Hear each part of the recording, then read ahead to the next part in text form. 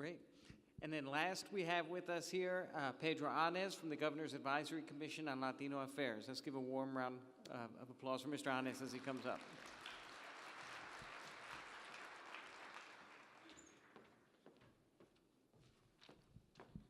Good morning. Hi, my name is Pedro Anes, and I am here because I aspire to inspire each of you to become champions of equity, to ensure that every student succeeds in Pennsylvania. No pressure.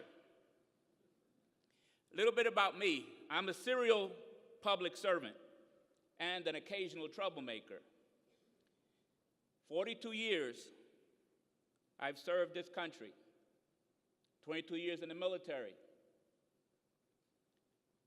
served in higher education, served on numerous board of directors. Currently, I serve as a commissioner on the Governor's Advisory Commission on Latino Affairs, as well as a director with the Team Pennsylvania Foundation, which Secretary Rivera also sits on, doing exemplary work to link education and workforce in Pennsylvania. In keeping with the theme of equity, pathways, and the workforce, I've personally discovered that equity is arguably the most significant critical factor in transforming student pathways and achieving 21st century employability goals of Future Ready PA for all. Now, I say this because despite the efforts of committed educators and administrators like yourself, and the billions of taxpayer dollars, the achievement gap continues to limit the potential of underprivileged students of all backgrounds, which in many PA school districts represents a significant amount of the student population. On this topic of equity, equity is much more complex than equality. With equality, we establish laws and policies to protect citizens from discrimination. But with equity, it's much more difficult.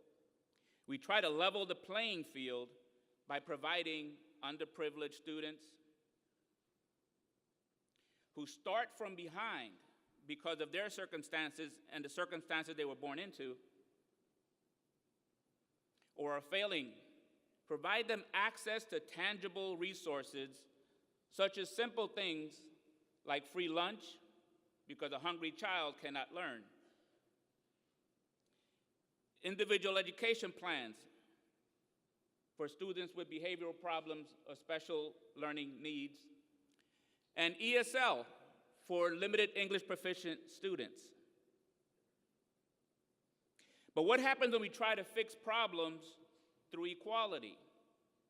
In education, equality reinforces the achievement gap by applying the same expectations and norms to unequal groups.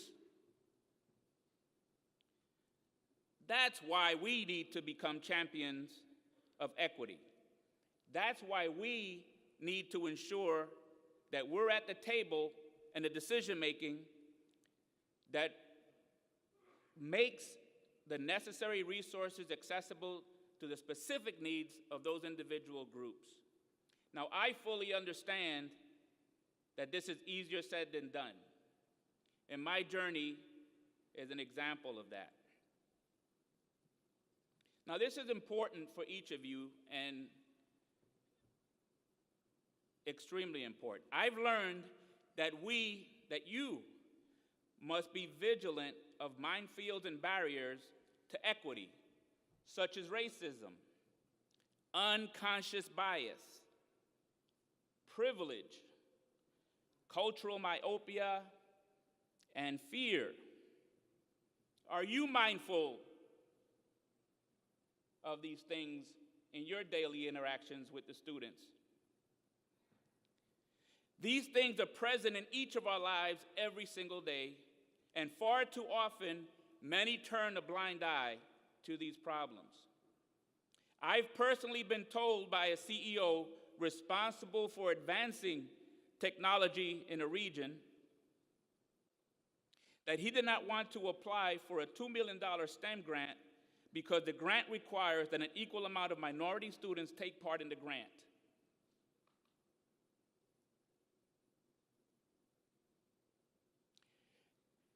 In the Governor's Advisory Commission, we've held hearings at a school district. In this particular city, the Latino population is now 60%, majority of the population. The school district has the most number of Latinos in the school district. However, instead of hiring ESL teachers, staff with cultural competencies, they've hired a police force that's greater than the city police department. Personally, in my journey, these issues of unconscious bias have been relevant. My name is Pedro Anes. I was born Pedro Anes. But throughout my career, I've had to do things like change my name to Peter Ains on a resume to get a call back from a recruiter or to rent an apartment. Imagine me on the phone saying, "Hello, my name is Peter Ains." It sucks, I'm telling you, it's horrible, personally, okay? I recently interviewed for a vacancy at the school board, as a school board director, and during the public meeting, there was an African-American teacher who was making public comments,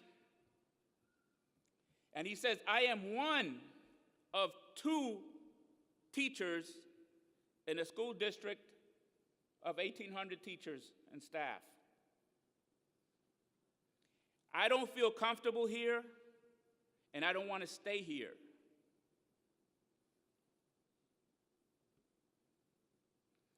This scourge is real.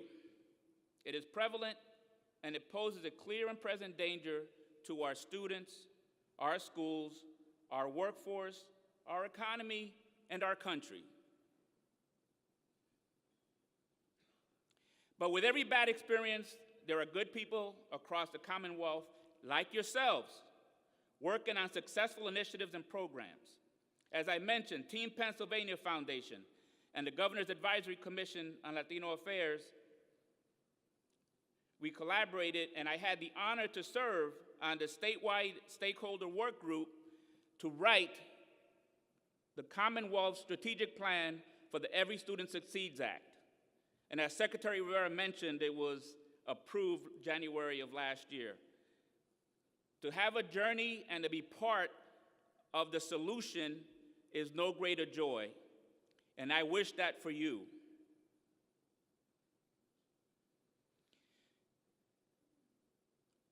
I've had programs with Penn State, Step Up to Leadership, for example, where we've had 400 students come through a Step Up to Leadership, project-based, children from diverse backgrounds, and they learned the leadership skills. They had to develop a project relevant to the needs in their community they selected. They had to show competencies in the leadership skills that they learned, apply them in the project, and then present the project to the community.